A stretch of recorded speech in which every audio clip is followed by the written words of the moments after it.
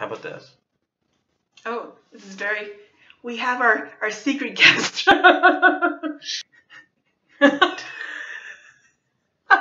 I'll do it.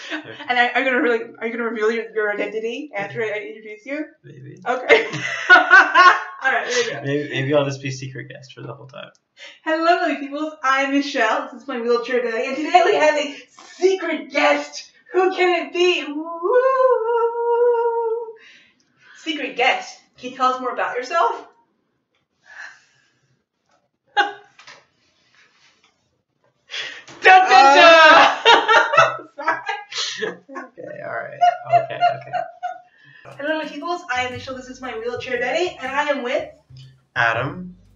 And Caroline. Let's just make one thing clear, though. Mm-hmm. I'm always a rock star. And I think one thing that's been happening is that people are very quick to blame Trump's assholeness, if we will, on mental illness. Sure. As a person with mental illness, how do you feel about Trump's behavior being dismissed as just mental illness?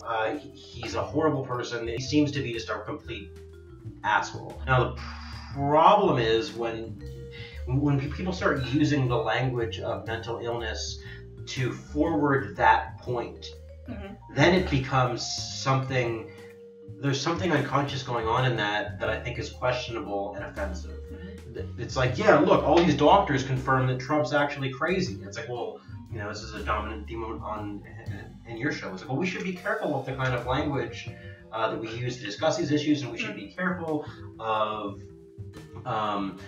the ways in which we think about these issues and confront people with mental illnesses. We're not doctors. We're not going to like prescribe him with anything. It's not going to make the country a better place if everyone knows that Trump has, you know, mental illness X in the DSM-5. So then the question becomes like, okay, so what exactly are we doing as a culture and as a people and as a media with this information? Because it seems like if the beginning and the end of it is an insult and a fuck you to Trump, well then it's only a hop, skip, and a jump from an insult and a fuck you to all the other people on the planet who share other mental illnesses. He is a very rich boy who was never told no properly.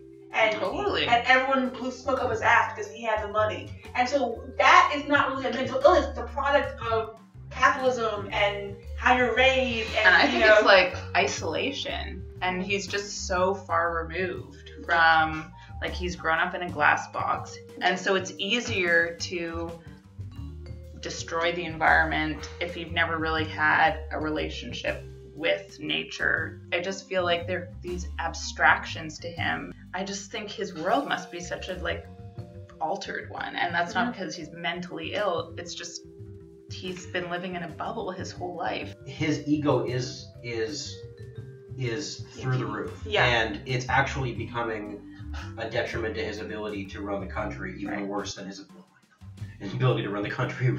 As a, you know, but that's how he runs his businesses too. This idea that he's still dwelling like this. Everyone knows, or most people know, you know, how he's been just obsessing over these like the voting results.